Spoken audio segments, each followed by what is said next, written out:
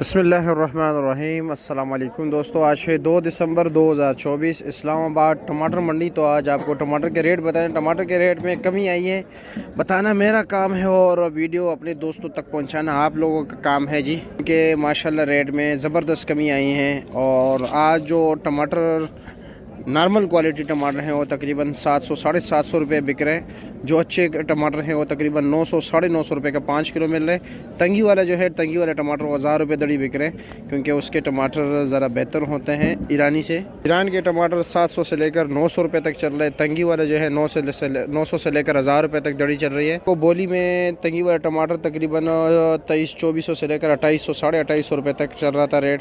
इसका वज़न होता है 15 साढ़े 15 16 किलो। तो ईरानी टमाटर है 9 किलो वाली टोकरी और तकरीबन रेट चल रहा था जी 800 से 600 से लेकर तकरीबन 12 साढ़े 1200 रुपये तक।